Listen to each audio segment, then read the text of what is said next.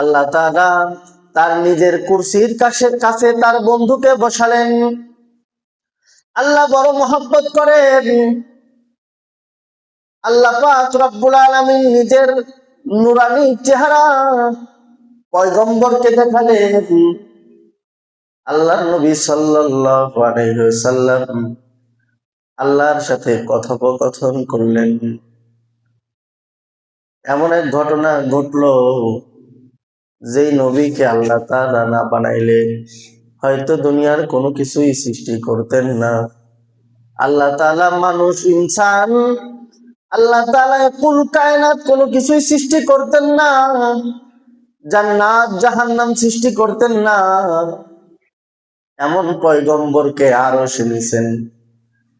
এমন কিছু দেখাবেন যেটা কোনো পয়গম্বর দেখে নাই। এমন ঘটনা ঘটাবেন যেটা কখনোই ঘটে নাই। আল্লাহ পাক রব্বুল আলামিন নিজের পছন্দের বান্দাকে নিজের কাছে নিছেন। আল্লাহ তাআলা সেখানে তার দোস্তের মুলাকাতের সময় আল্লাহ তাআলা হাবিবে কিবরিয়া মুহাম্মদুর রাসূলুল্লাহকে জান্নাত দেখাইছেন। সুবহানাল্লাহ। যে জান্নাতের কথা আল্লাহ তাআলা কুরআনুল কারীমের মধ্যে বর্ণনা করেছেন, যে জান্নাতের হাজারো শত শত আয়াত আল্লাহ নাযিল করেছেন, যে জান্নাতের সুসংবাদ লক্ষ পয়গম্বর তার উম্মতদেরকে দিয়েছেন, সে জান্নাত আল্লাহ তাআলা দেখাইলেন। আল্লাহর নবী দেখেন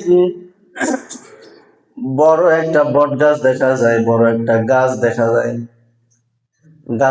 গাছের উপরে একটা প্রাসাদ দেখা যায়, তার উপরে আর একটা প্রাসাদ দেখা যায়, অনেকগুলা বিল্ডিং দেখা যায়। তার মধ্যে একটা বিল্ডিং খুব চমৎকার এবং সুসজ্জিত, যার জমিনটা হলো জাফরানের, যার ইটগুলো একটা স্বর্ণের একটা রূপার, যার ভিতরে আল্লাহ তাআলার নূরানি আলো দ্বারা সুসজ্জিত আছে।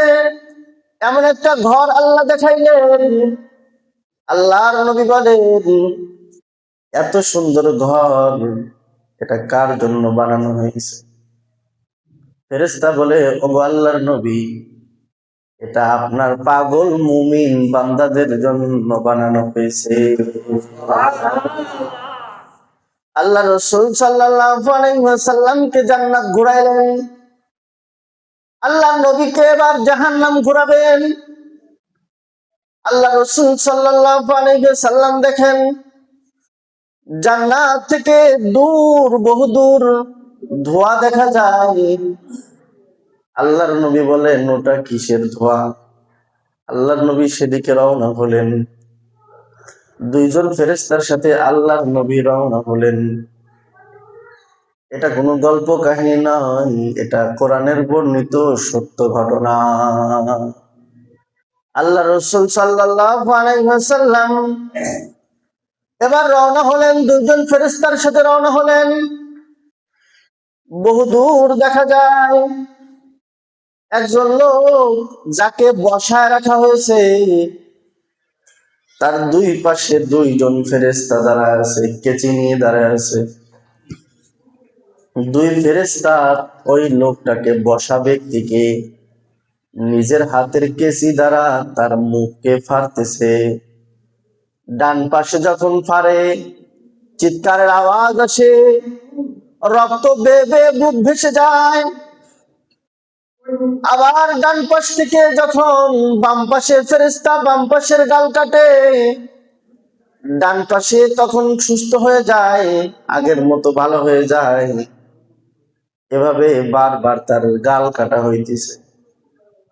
আল্লাহ রাসূল সাল্লাল্লাহু আলাইহি ওয়াসাল্লাম এ বেদরক নির্মম এরকম শাস্তি দেখে জিজ্ঞাসা করলেন, এদেরকে এভাবে আল্লাহ শাস্তি দেয় কেন? আল্লাহ তাআলা এভাবে তাদেরকে আযাব দিতেছে কেন? অপরাধ কি? দুই ফেরেশতা বলে, ওগো আল্লাহর নবী, সামনে চলেন। তার মানে ঘটনা বাকি আছে, আরো সামনে চলুন। আল্লাহর নবী আরো সামনে চলা আরম্ভ করলেন। দেখলেন বিশাল বড় একটা রক্তের নদী, পুজের নদী, বড় একটা রক্তের নদী।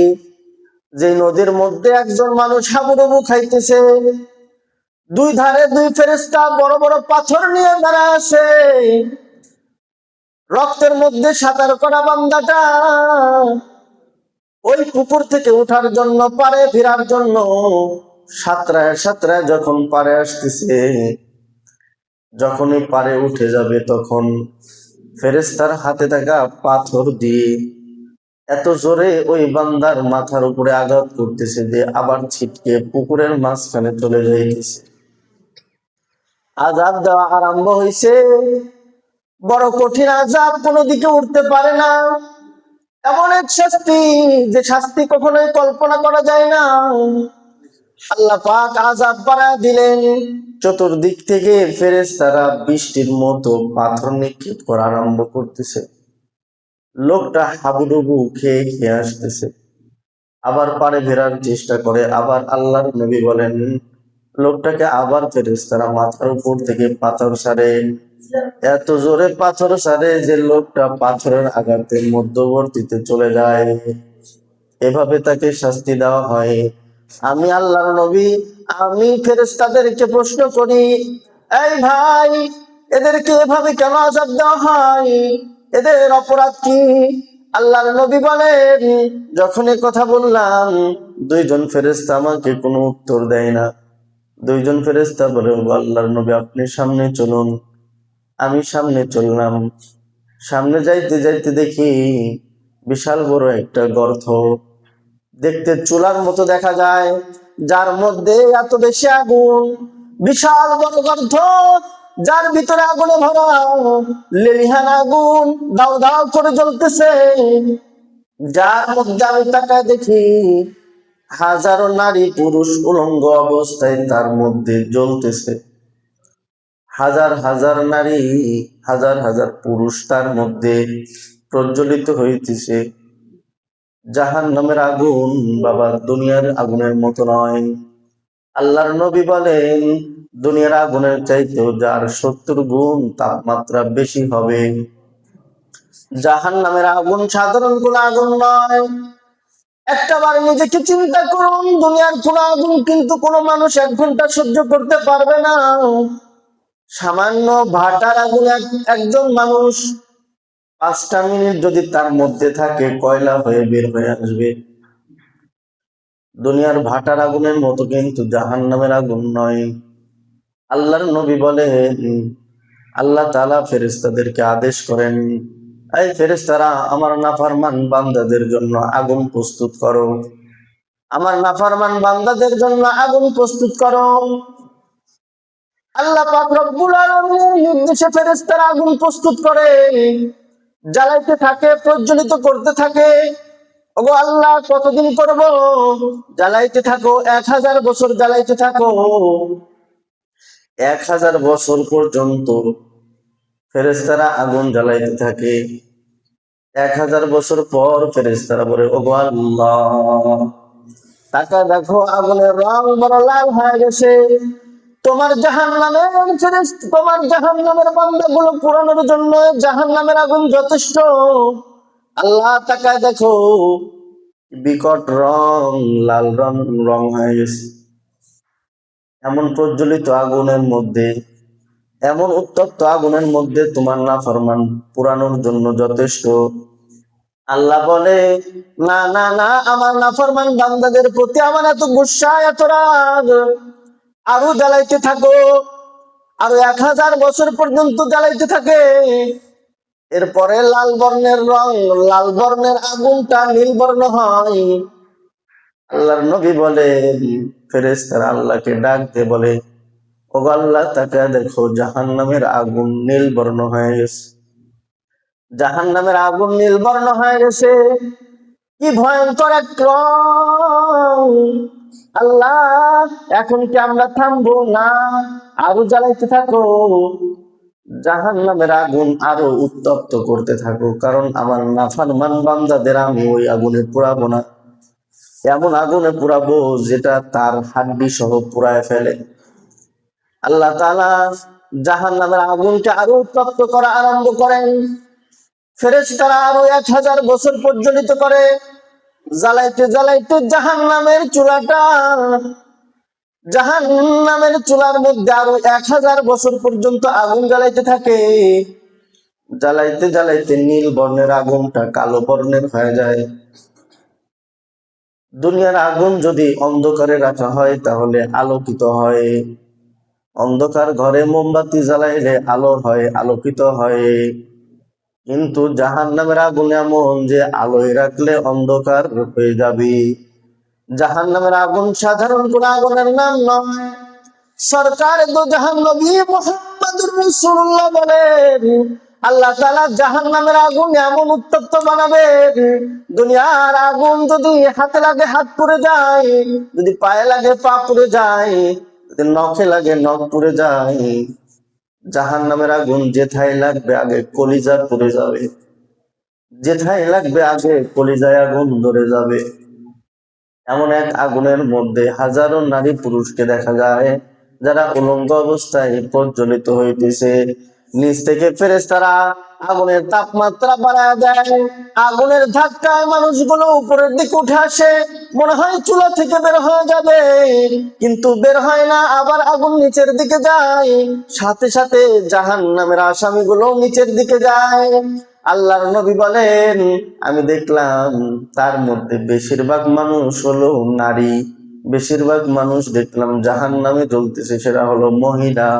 পুরুষের তুলনায় মহিলারা বেশি জাহান্নামে জ্বলতেছে।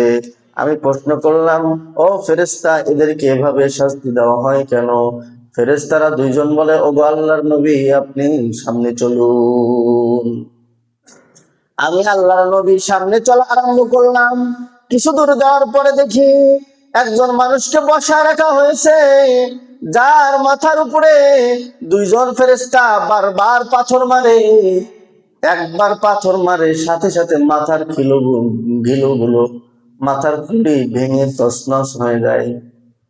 আবার ওই পাথর যে আনতে যায়, আনতে আনতে আবার মাথাটা আবার সুস্থ হয়ে যায়।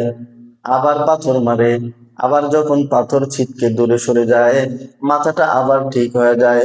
এভাবেই তাকে বারবার কষ্ট দেওয়া হয়। আমি প্রশ্ন করি একে এত শাস্তি দেওয়া হয় কেন? এর মাথার উপরে এভাবে পাথর মারা হয় কেন? আমার এবার দুই ফেরেশতা বলে, ওগো আল্লাহর নবী, সামনে চলুন। আমি কিছু দূর যাওয়ার পরে দেখি যে একটা গাছ, যে গাছের নিচে একজন বয়স্ক সুন্দর মানুষ বসে আছে। তার চতুর্পাশ দিয়ে ছোট্ট ছোট্ট বাচ্চাগুলো খেলা করে। আমি প্রশ্ন করি, মানুষটাকে? উত্তর দেয়, মানুষটা হলো আল্লাহর নবী হযরতে ইব্রাহিম খলিলুল্লাহ। আমি প্রশ্ন করা আরম্ভ করলাম, ইব্রাহিম নবীর পাশ দিয়া, বাবা ইব্রাহিম নবীর পাশে যে ছোট ছোট ছোট ছোট সন্তান দেখা যায়, এই শিশুগুলো কারা? আল্লাহর নবী প্রশ্ন করায়, ফেরেশতারা উত্তর দেয়, ওগো আল্লাহর নবী, এরা হলো ওই সমস্ত শিশু যারা ছোট্ট বয়সী দুনিয়া থেকে ইন্তেকাল করেছে।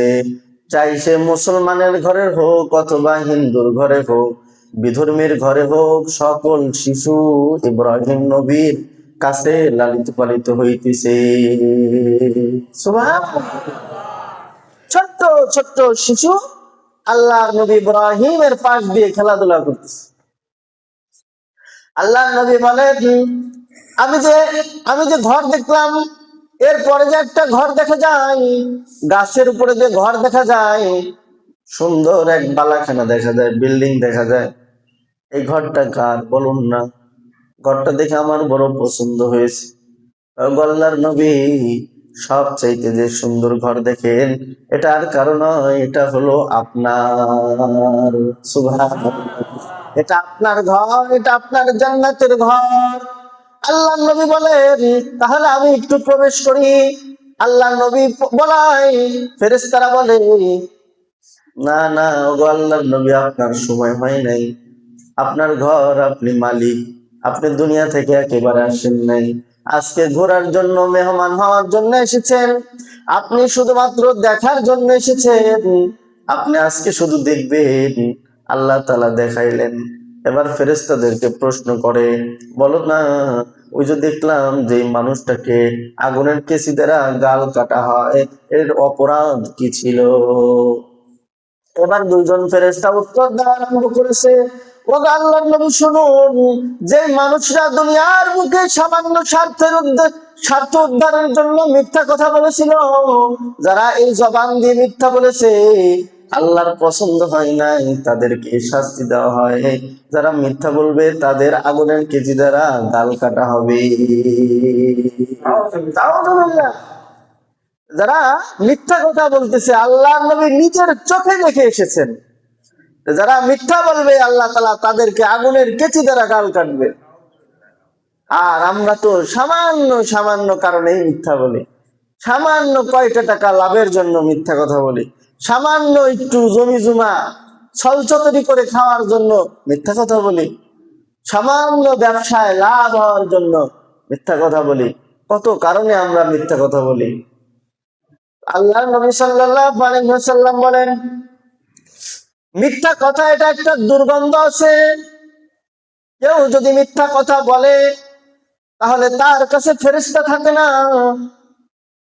যে ব্যক্তি মিথ্যা বলে, আল্লাহর নবী বলেন, একবার মিথ্যা বলার কারণে কমপক্ষে ওই জাহান্নামের আগুনে 500 বছর জ্বলতে হবে। চিন্তা করে দেখুন, জিন্দেগিতে কতবার মিথ্যা কথা বলেছি, হাসির ছলে কতবার মিথ্যা কথা বলেছি, বন্ধুকে হাসানোর জন্য কত মিথ্যা কথা বললাম, কত মা নিজের দুধের সন্তানকে দুধ পান করানোর জন্য কত মিথ্যা কথা বললো।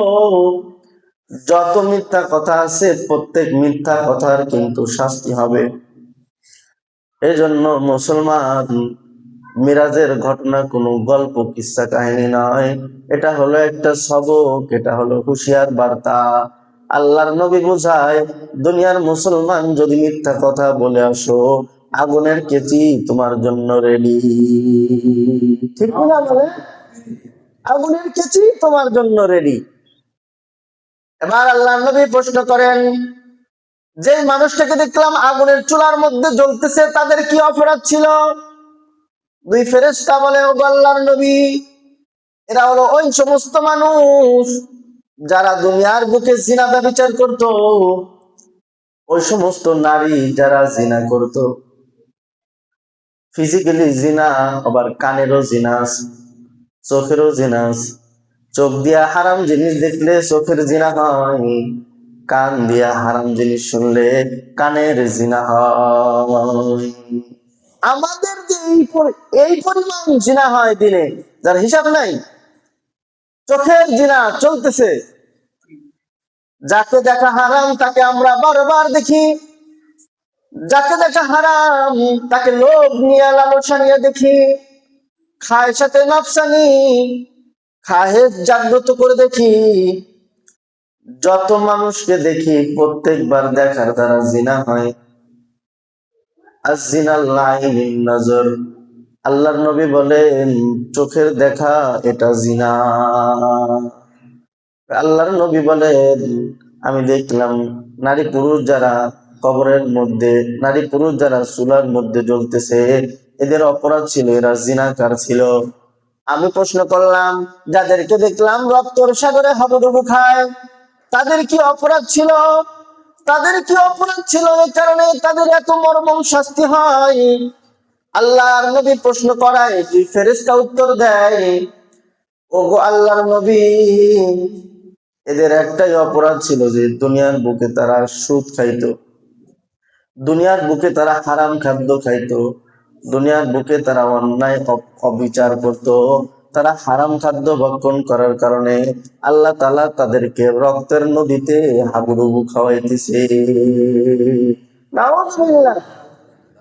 আমরা কত প্রকারের হারাম খাই, কত প্রকারের হারাম আছে পৃথিবীতে। সুদের উপরে টাকা লাগাই খাইতেছি, ব্যাংকে টাকা, ব্যাংক থেকে আমরা একদম গণনা করে সুদ উঠায় খাইতেছি, হারাম।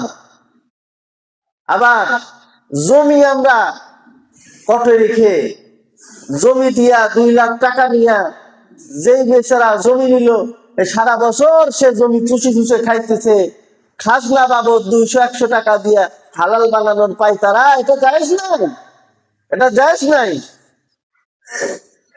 অন্যের কাছ থেকে আপনি জমি নিলেন টাকা দিয়ে, এই জমি যদি আপনি ব্যবহার করেন, এই জমির ভাড়া আপনাকে দিতে হবে। আপনি এই জমির ভাড়া না দিয়ে যদি আপনি বছরে বছরে 100-200 টাকা খাজনা দেন আর কম যে জমির ভাড়া দিয়ে দিলাম, আদায় হবে না। এই জমি থেকে যত ফসল আসবে, পুরো মুফতি সাহেব ফতোয়া দিতে পারবে না যে এই ফসল হালাল, এই ফসল তোমার জন্য হালাল, ফতোয়া কেউ দিতে পারবে না। আমরা হাজারো প্রকার হারাম খাই।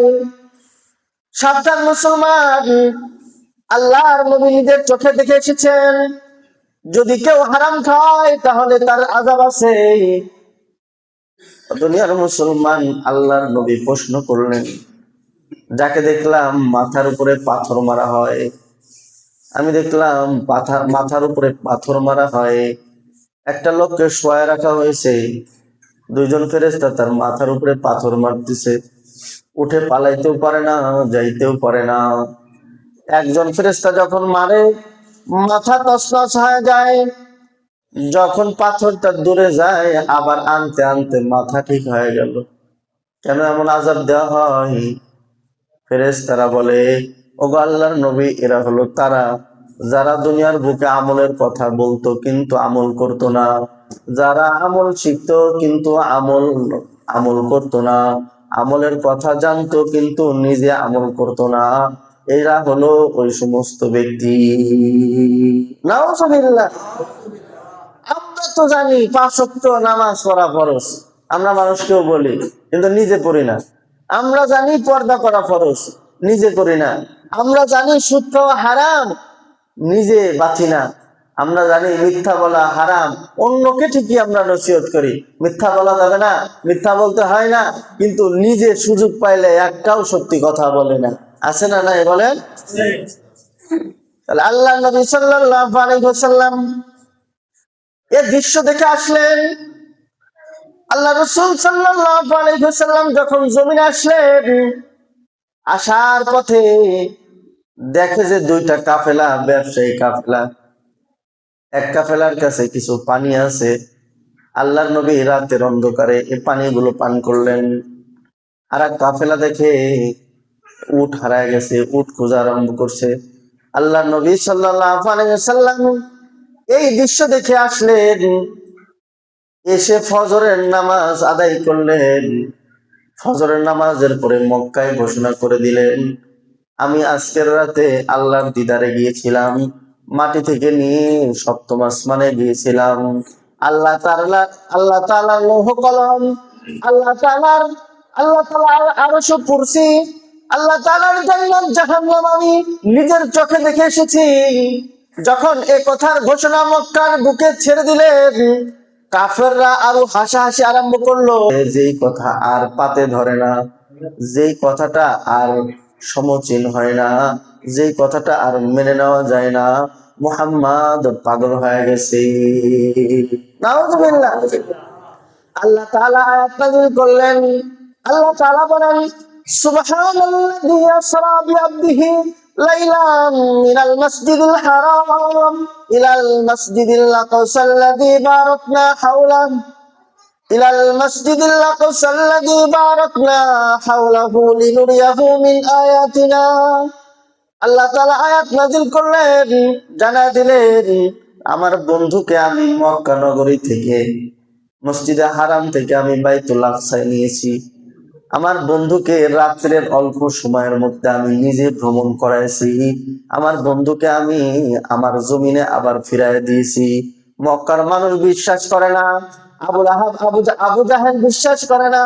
সে বলে, তুমি মুহাম্মদ মিথ্যা কথা বলতেছো, প্রমাণ দাও। কি প্রমাণ দেব? বলে, বাইতুল আকসায় তো গিয়েছো, মক্কা থেকে বাইতুল আকসা 1 দিন 2 দিনের পথ নয়, পায়ে হেঁটে গেলে 2 মাসের রাস্তা, গাড়িতে গেলেও সেখানে প্রায় 24 ঘন্টা লাগবে। এত দূরের রাস্তা তুমি কেমনে অল্প সময়ের মধ্যে গেলা? আমাদের এখানে বহু মানুষ আছে যারা বাইতুল আকসা দেখে এসেছে। বলো তো দেখি, বাইতুল আকসা, তুমি যে মসজিদুল আকসা দেখেছো, এই মসজিদের কয়টা দরজা আছে? কয়টা জানালা আছে, কয়টা গেট আছে, কয়টা ফ্যান আছে, কয়টা কি আছে, এভাবে প্রশ্ন করা আরম্ভ করলো। দুনিয়ার মানুষ এক জায়গায় গেলে কিন্তু এগুলোর খবর রাখে না, রাখে না কি? আমাদের মসজিদের কয়টা ফ্যান আছে আমরা কিন্তু গুনাহ ছাড়া বলতে পারি না। আমাদের কয়টা বাল্ব আছে বলতে পারি না। মুহাম্মাদুর রাসূলুল্লাহকে সকলে মিথ্যুক বলা আরম্ভ করলো। এ পর্যায়ে প্রশ্ন ছড়ে দিল, যদি আল্লাহর নবী উত্তর না দিতে পারে, আল্লাহর নবী মিথ্যুক হয়ে যাবেন। আল্লাহর নবী আল্লাহর দিকে তাওয়াজ্জুহ হলেন, হযরত জিবরাইল আমিন হাজির হয়ে গেল। ও আল্লাহর নবী, পেরেশান হয়েন না, বাস বাইতুল আকসা আপনার সামনে আমি এনে ধরলাম, আপনি দেখে দেখে এক একটা করে বলেন।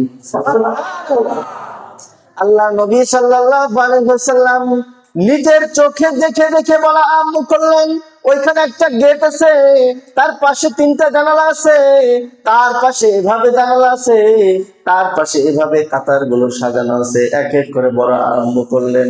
হায়রে, এরপরও কাফেররা বলা আরম্ভ করলো, এটাও মিথ্যা কথা, এটা জাদু করে বলতেছে। আমি মুহাম্মদ, আল্লাহর নবী বলেন, শুনে নাও, শুনে নাও, আমি যে রাত্রে ভ্রমণ করেছি এটার বাস্তবতা শুনে নাও। আমি আসার পথে দেখলাম মক্কার দুই ব্যবসায়ী কাফেলা, যারা নিজের উট হারায় ফেলেছে। আর এক কাফেলার দেখলাম পাত্রের মধ্যে অল্প একটু পানি ছিল, আমার তৃষ্ণা পেয়েছিল, আমি পানি পান করেছি, তাদের পাত্রে আর কোনো পানি ছিল না। তাই এই কাফেলা গুলো দেখবা যে বুধবারের দিনে আমাদের মক্কার মধ্যে প্রবেশ করবে।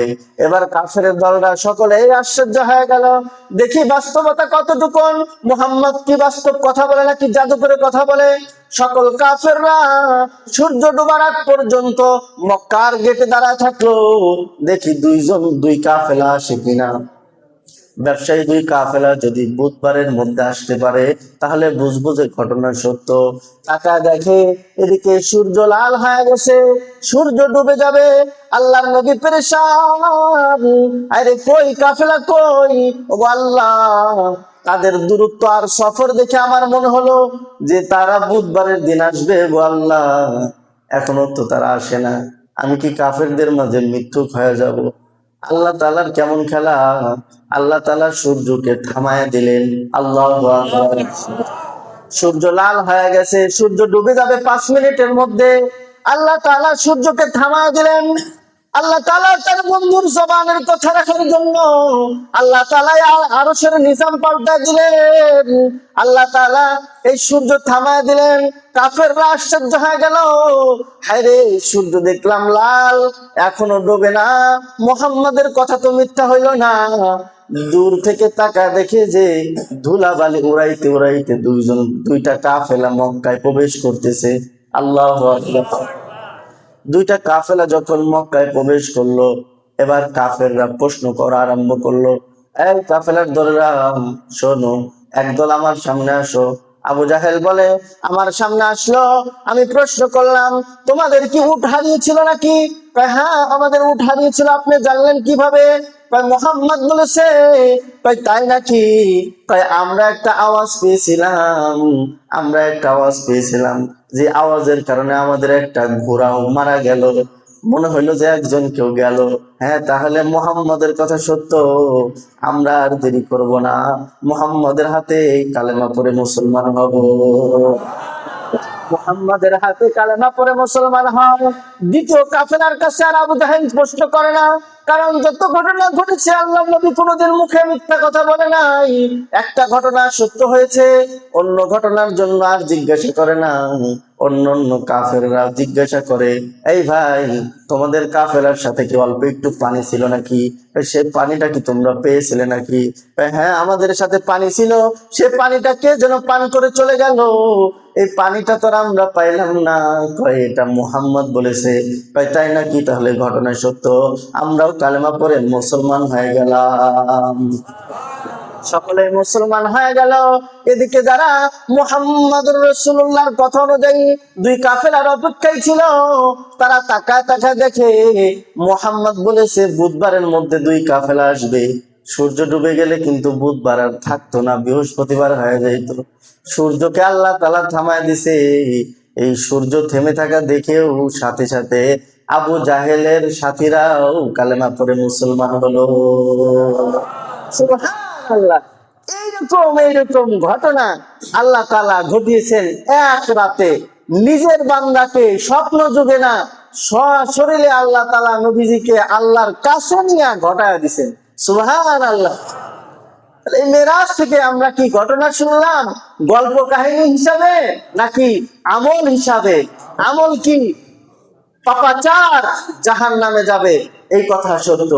সুদখোর, ঘুষখোর, বেনামাজি আর মিথ্যুক, এরা জিনাকার, এরা যে আল্লাহর আযাবে গ্রেফতার হবে, এই কথা 100% সত্য। এটা আল্লাহর নবী নিজের চোখে দেখে এসেছে।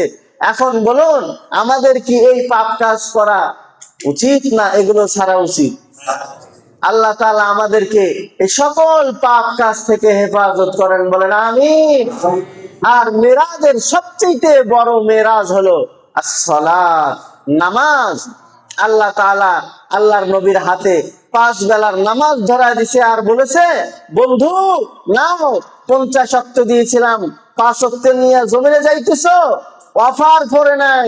তোমার উম্মত যদি 5 বেলার নামাজ আদায় করতে পারে, আমি আল্লাহ তাআলা 50 ওয়াক্তের সওয়াব ঠিকই দিয়ে দিব।